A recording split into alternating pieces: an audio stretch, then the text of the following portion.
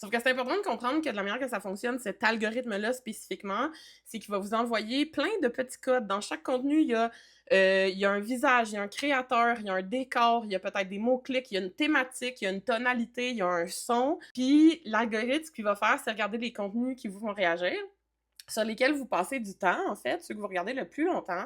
Puis il va, dans les vidéos suivantes, vous envoyer des répétitions de certains de ces éléments-là. Ça va être le même créateur, ça va être la même thématique, ça va-tu être le même son?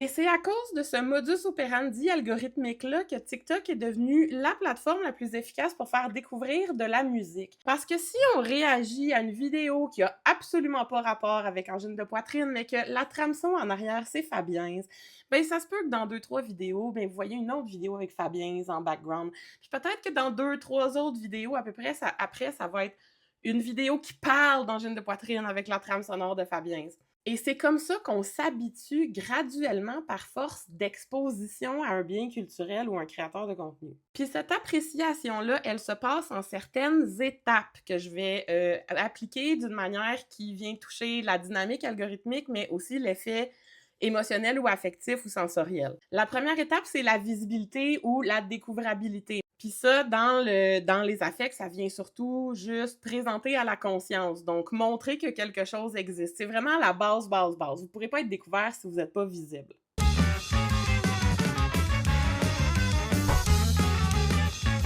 La deuxième étape, comme je disais tantôt, c'est par force de répétition. C'est des dynamiques de répétition qui vont amener, au niveau des affects, un sentiment de familiarité, quelque chose qu'on a déjà vu, qui nous mystifie plus autant, on commence à être habitué là, de voir. This is happening because of AI. Let me explain. So Angine de Poitrine are breaking the internet right now, and if you're geeky about music, you've almost certainly seen this land in your feed. Et ça, c'est la troisième étape. Par force d'habitude, ça va nous amener à comprendre un bien culturel ou un créateur. For me, it's you can't dance to it, you can't sing along to it.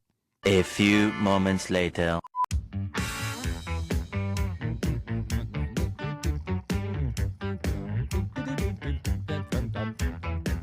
Maybe you can sing along to it.